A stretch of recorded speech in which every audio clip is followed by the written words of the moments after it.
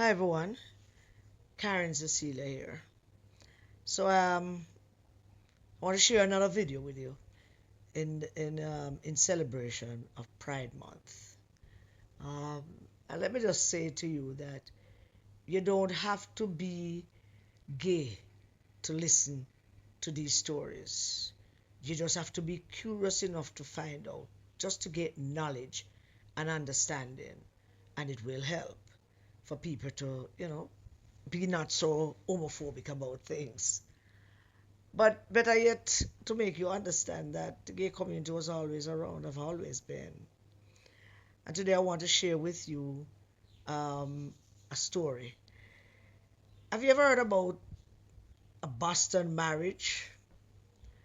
Um, in 1886, Henry James, great writer Henry James, wrote a novel called The Bostonians.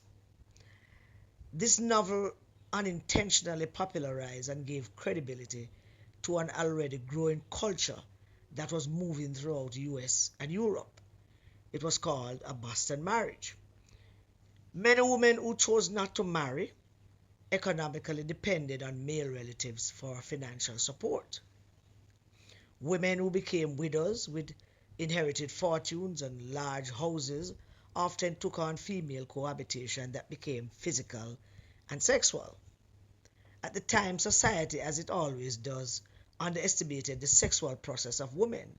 Men believed then that women were asexual and that women lacked sexual desires, so a Boston marriage was considered harmless and in society acceptable because it was defined as romantic friendships that basically was about cohabitation to ease loneliness and pool resources for survival. Once again, the men were wrong. Oh boy, they were wrong. They were so wrong that funny. These cohabitation relationships were considered respectable. Female partners shared households, beds, and deeply passionate correspondence without facing any kind of social stigma. And I'm going to tell you a story about one such couple, but I want to mention some others before because back in those days, women were so brilliant in terms of how they deal with their sexuality and their preferences. They wrote long letters, lots of poems, they kept diaries, and I mean, all of it come to light at some point. In early 19th century, female cohabitation was described as romantic friendships. For white upper class women, living together was a recognized lifestyle. It allowed women to escape the patriarchal control and to form emotional bonds and partnerships that frequently took precedence over heterosexual courtship, which is, what they preferred. Two such women were Charity and Sylvia, early American example. Charity Bryant and Sylvia Drake, who lived together in Vermont starting from about 1807, and their community explicitly recognized them as a married couple, and they lived a long life in a committed union. Then there were the ladies of Llangollen in the United Kingdom. There was an Anglo-Irish nobility lady called Eleanor Butler and her companion Sarah Ponsonby. And both Eleanor and Sarah eloped to live together in 1778. Their Welsh cottage it became a famous haven for female companionship and was visited by notable figures of the time. Lower down the social ladder, they were independent single women who often took jobs as a lady's companion, and these roles allowed them to live in the home of a wealthier, usually older woman, providing them with housing, a modest wage, and companionship in exchange for assistance with daily duties. The evolution of the Boston marriage, while the evolution took place with the Boston marriage, while cohabitation of women was prevalent in the early 1800s, the famous term Boston marriage, was popularized, of course, by Henry James' book. But later in the century, as these partnerships became more common among college-educated professional women. And so I want to share with you a story about two such women in the early 19th century who, for all intents and purposes, decided that they were going to be together, and they were not going to hide who they are, and they didn't. In 1880, a woman wrote a love poem to her partner on their anniversary. Her partner was another woman, and their love was as real as any of the world has ever known. On the first anniversary of what she called her marriage, American author Sarah Orne Jewett sat down and she wrote a love poem to the person she had chosen above all others. And she wrote this, and I quote, "Do you remember, darling? Do you remember a year ago today when we gave ourselves to each other? Today, we will not take back the promises we made a year ago. We will write new promises, make new promises for next year." End of quote. She was not writing to a husband. She was writing to Annie Adams Fields, the woman who would share her home, her daily life, and her heart across the decades that they were together. More than a century before same-sex marriage received legal recognition anywhere in the world, women like Jewett and Fields were living in arrangements that history would eventually name Boston marriages, committed partnerships between two women, built on devotion and mutual choice, sustained by the same things that sustain any genuine love: loyalty, love, tenderness, shared life, shared resources, and the daily decision to be there and show up for each other. These relationships carried no legal standing, of course, but many of them were deeply emotional, genuinely domestic, and lifelong in ways that many legally recognized marriages never managed to be. In other words, these relationships work better than legal marriages, according to historians. I believe that too, even if historians never said it. In the 19th century, intense closeness between women was not only permitted, but frequently celebrated as a mark of refined feeling and moral character. Women wrote passionate letters to one another without it provoking any kind of suspicion. They exchanged flowers and meaningful gifts and keepsakes. They held hands in public, kissed, and sometimes shared sleeping arrangements without the world necessarily reading anything transgressive into any of it. The reason was a particular cultural assumption about women's nature. Of course, this cultural assumption was by men, that women were inherently gentle. Yes, we are. Morally elevated. We are that too. And essentially asexual. No, we're not that. This assumption created a kind of accidental shelter, a kind of accidental acceptance of women being together, because the people in power couldn't imagine, couldn't fathom for a minute what was actually happening. What was actually happening could continue.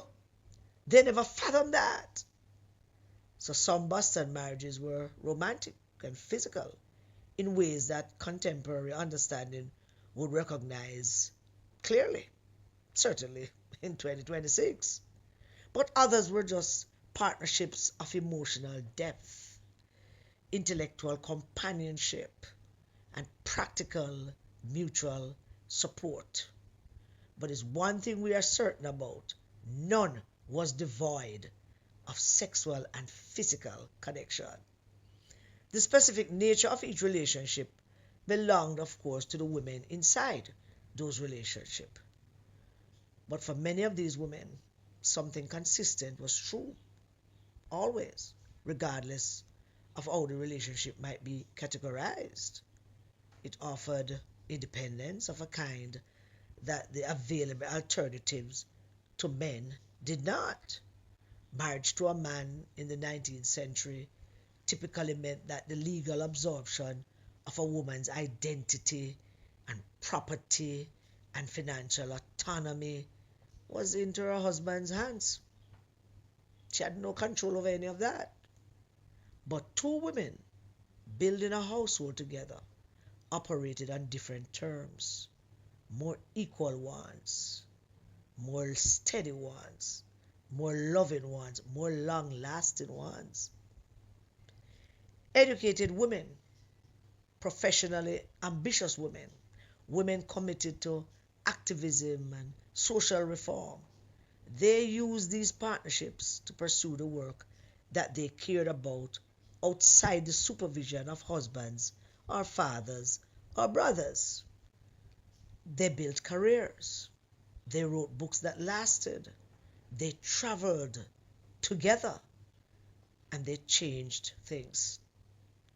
Sarah Orne Jewett became one of the most respected American writers of her era. Annie Adams Fields was a literary figure in her own right as well, a writer and the widow of a prominent Boston publisher. She was someone with her own substantial standing in the intellectual life of her time, and she inherited the money of her husband that died. But together, they maintained a household, traveled to Europe repeatedly, hosted some of the most significant literary figures of the age, and built a life of remarkable fullness and creative richness, of love undenied and unhidden. They called each other darling, sweetheart. They shared a life no legal institution would acknowledge at the time. But they also shared a life that no legal institution of marriage could ever fathom, so fulsome and wholesome and creatively rich. They made promises and they kept them. Their story and the stories of the many women who lived as they did back in then carries a truth that the conventional telling of history tends to leave out. Queer life did not begin with modern terminology. Queer lifestyle did not begin with legal victories or with political movements or with any of the language that came into existence in the 20th century to describe what had existed long before the words arrived. Gay, homosexual, bisexual, pansexual, transvestites, all of it existed long before the words arrived.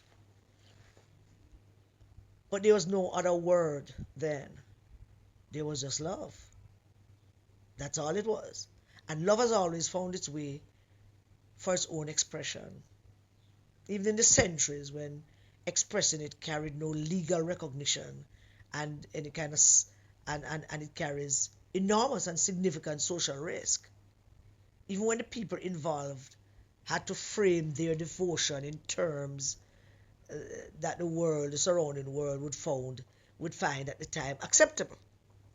Even when the promises they made to each other could be witnessed by no court and protected by no law, the women who lived in Boston marriages were not waiting for the future to grant them permission to love each other. They already knew what they had. They had no name for it, but they knew what they had. And they wrote it down. They wrote it down in letters to each other. They wrote it down in journals and diaries. And they wrote it in poems. Letters, journals, diaries, and poems that have survived them all. So that we would know it as well. On this, our celebration of Pride Month, I salute Sarah Orne Jewett and the love of her life, Annie Adams Fields. Thank you also very much for listening. Please remember to like and share if you like and share. And thank you for listening. God bless you all. Stay safe, everybody. Let's keep our children safe.